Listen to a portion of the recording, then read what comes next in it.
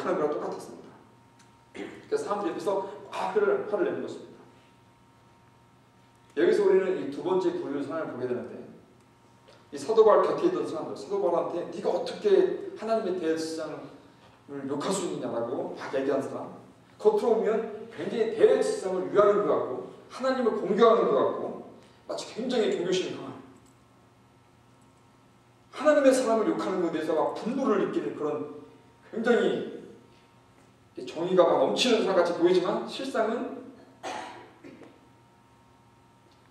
진리를 알지 못하고 진리보다는 지금까지 자기가 생각했던 종교적인 전통이나 어떤 관습 이런 거에 파묻혀 있는 사람들을 우리는 보고 있는 것입니다. 이걸 가르쳐 사회학적으로는 종교적인 맹종이라고 합니다. 종교적인 맹종. 그래서 이 종교적인 맹종 때문에 그들의 그 기본적인 도덕적인 의식조차도 막아버리는 것입니다. 종교적인 맹종이 그들의 도덕적 의식조차도 막아버려서 자기가 지금 하는 일이 도덕적으로도 잘못된 것에도 불구하고 그것을 알지 못한다는 것입니다. 겉으로 보면 굉장히 자기들은 신앙이 대단해서 신앙적인 행동을 하는 것 같아 보이지만 실제적으로는 진리를 모르고 눈 감고 있는 거랑 똑같다는 것이었습니다. 여기서 우리가 볼 수 있는 것은 종교적으로 열심히 한다고 해서 그것이 다가 아니라는 것입니다. 종교적으로 열심히 한다고 해서 그게 다가 아니다. 어떻게 해야 되냐? 제대로 해야 됩니다. 만약 이 사람들이 매일매일 하나님과 인격적 교제가 있었으면 예전에 그들이 정말로 존경하는 다윗처럼 그들이 존경하는 아브라함처럼 매일매일 하나님과 교제가 있었으면 이렇게 종교적 맹종 속으로 빠지지 않았을 것입니다. 그저 종교가 세우는 그 체계 속에서 대제사장은 제일 높은 사람이니까 그저 그 대제사장 존경하고 대제사장이 제일 높은 사람이니까 그 사람이 얘기하면 그게 다 하나님 말씀인 줄 알고 종교적 틀 안에서만 있었던 것입니다. 종교적인 맹종, 하나님과의 인격적인 교제가 없는 그저 종교만 따라가는 행동들에 대해서 하나님 오늘 저희들에게 말씀을 하고 있습니다. 말씀 좀 더 보니까 바울이 그 말을 듣고서 변명을 합니다. 형제들아, 나는 저 사람이 대제사장인지 몰랐다. 말씀에 너의 백성의 관리를 비방하지 말라 하였다. 이 말은 뭡니까? 저희가 그분이 대제사장인지 모르고 내가 했으니까 또 말씀해 보니까 백성의 관리를 비방하면 안 된다고 말씀하셨으니까 내가 한 말에 대해서 내가 사과한다. 이렇게 말하는 겁니다. 사실 사도 바울은 자기 잘못한 게 없습니다. 억울하지만 말씀의 근거에서 지금 사과를 하는 것입니다. 근데 여기서 우리가 이 표면적인 이렇게 이야기를 넘어서 보면 사도 바울이 볼 때 그 아나니아가 대제사장인지 몰랐다고 했습니다.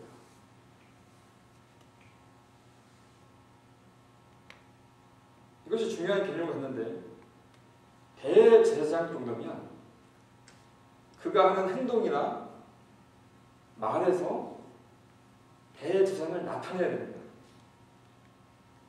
사도 바울도 모를 정도의 인격과 행동을 가졌다는 것을 우리는 성경 우리에게 지금 보여주는 것입니다. 그 사람이 대제사장인지 몰랐다. 멋진 옷을 입었는지 모르죠. 근데 그 사람이 하는 행동이나 말에서는 도무지 대제사장 냄새가 안 났다는 거죠. 알 수가 없었다는 거죠.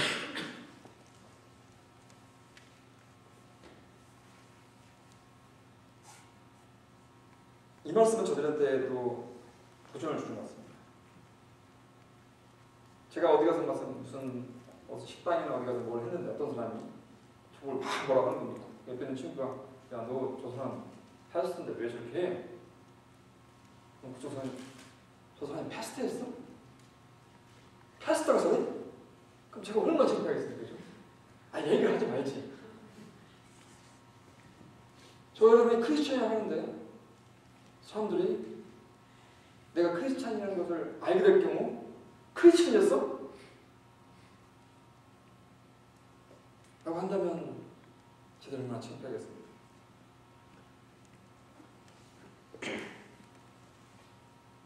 우리 크리스천이면 크리스천은 뭡니까? 내 안에 그리스도를, 내 안에 그리스도 밖으로 내일 보이는 크리스천입니다.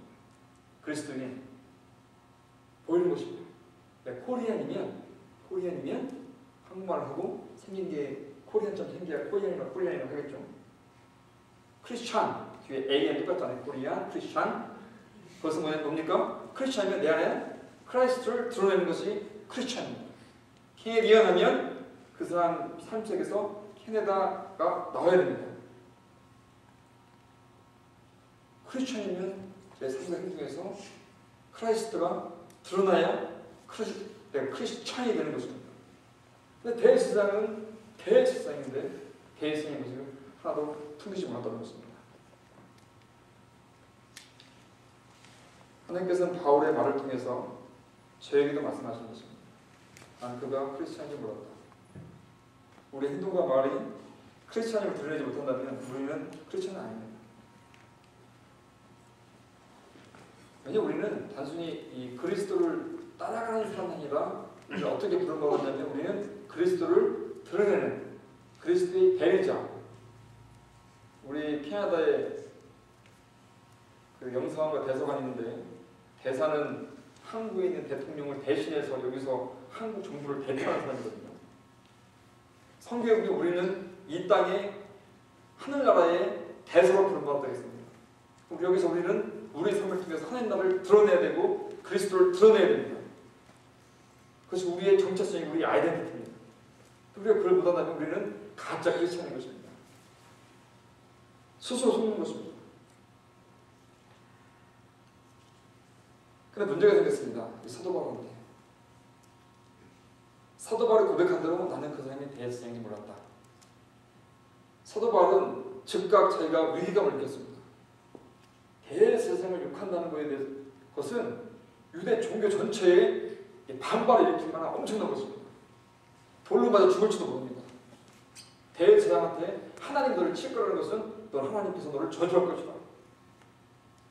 법정에 끌려온 사람이 모든 사람을 아무도 건드리지 못하는 로마 정부까지 건드리지 못하는 대제사장을 저주했으니까 얼마나 큰 위기가 됐겠습니까? 사도를 깜짝 놀라서 얘기하는 거죠. 난 누구도 몰랐다. 근데 마침 사도 바울 머릿속에 이렇게 새로운 아이디어가 떠올라서 그 사람 머릿속에 반은 서두개파, 반은 바리새파 있는 사람도 아는데 그 사람들이 항상 무슨 문제가 싸우냐면 부활 문제가 싸운다는 것을 알아차렸습니다. 왜냐하면 본인도 바리새파 사람이기 때문에. 그래서 어떤 신학적 주제를 꺼냅니다. 나는 바리새파 사람이다. 부활을 믿는 바리새파 사람이다. 그래서 내가 때문에 좀 끌려왔다. 얘기하니까 갑자기 바리새파 사람들하고 이 사두개파 사람들이 동시에 자기를 공격하다가 자기들끼리 막 싸우는 겁니다. 그래서 자기들끼리 막 싸우니까 이 법정이 막 소란스러워진 거예요. 그러니까 이 재판장이 그 소란한 것을 막 잠재우고 막 서로 이렇게 막 싸우는 와중에 서로 이 바울을 막 끌려가려고 하니까 바울을 떼어서 다시 이렇게 감옥에다가 집어넣습니다. 그 이야기가 7절, 8절, 9절 쭉 나옵니다. 10절에 보면 큰 분쟁이 생기니까 천부장이 바울을 그들한테 막 찢겨질까봐 군인들을 보내서 빼내서 다시 이렇게 영내에서 감옥에 다시 집어넣습니다. 이제 바울한테 저희들이 한번 초점을 맞춰봤으면 좋겠습니다. 이런 상황에 있었던 바울의 심정이 어땠을까? 오늘 하루를 쭉 지금 이제 깜빵에 갇힌 건 다시 갇힌 것입니다. 오늘 하루를 쭉 돌이켜보니까 너무 힘들고 지친 일 뿐이었습니다. 다시 법정에 끌려가서 또 자기가 계속 변명을 한 대로 먹히지도 않고 또 자기도 몰랐는데 대제사장을 향해서 자기가 막 저주스러운 얘기를 했고 그것 때문에 자기가 또 돌에 맞아 죽을 뻔했고 더 군중들을 더 흥분하게 만들었고 분명히 내일 나가면 또 이 유대인들은 더 악랄하게 자기를 죽이려고 할 텐데 그 전날도 어저께도 막 흉틀에 막 묶여가지고 맞아 죽을 뻔했는데 그래서 어떻게 잘 모면했는데 오늘은 더 이 유대인들을 더 화나게 했던 이런 상황이었습니다.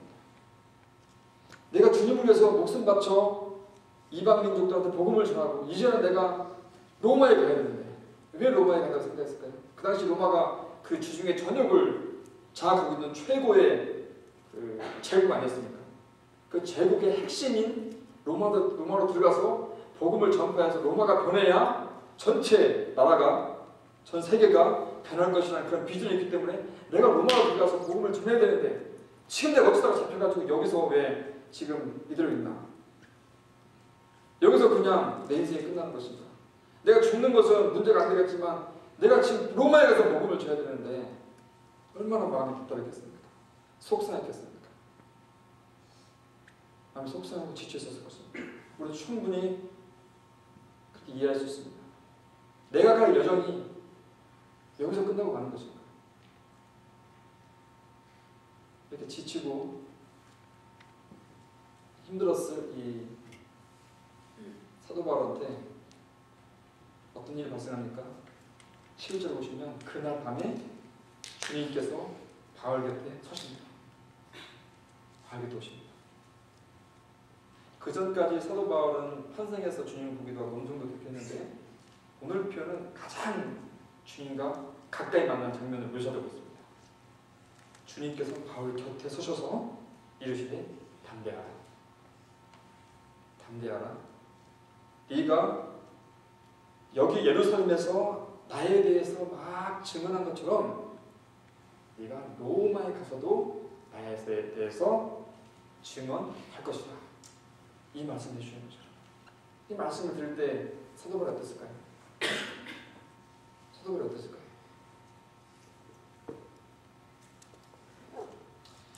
네가 로마에 가서도 증언할 것이라 말씀은 단순히 생각하면 네가 여기서 죽지는 않을 것이다. 네가 로마까지 갈 것이다. 여기서 죽지 않는다는 말씀. 주님께서 나한테 주신 그 사명 끝까지 감당하도록 해주신다는 약속의 말씀입니다. 사도 바울이 가장 걱정했을 것은 그것이었을 것입니다. 내가 받은 사명을 감당 못하고 여기서 끝나는 것입니다. 혹시 여기서 끝나는 것에 대해서 내가 너무 실수해서 그런 건 아니었나? 그런 생각이 들었을 것입니다. 그런데 주님께서 나타나셔서 내가 여기서 나에 대해서 증언한 것처럼 로마에서 가서도 그렇게 할 것이다. 이 말씀을 듣는 순간 사도 바울은 가슴이 벅차올랐을 것입니다. 여기서 끝나는 것이 아닙니다. 주님 주신 사명 내가 끝까지 감당할 수 있겠구나. 자기 사명을 다시 한번 붙잡는 것입니다. 회복한 것입니다. 성경은 안 나오지만 하나님께서는 사도 바울의 재판받는 과정을 다 지켜보셨을 것입니다. 재판받는 과정에 사도 바울의 위기에 몰린 것, 마음속에 불안한 것, 변명하는 것, 모든 상황을 봤을 것입니다. 감옥에 홀로 끌려가서 혼자 앉았을 때, 하루의 삶에 지친 것들을 회상하면서 많이 지쳐질 때 하나님 다 바라보고 계셨을 것입니다.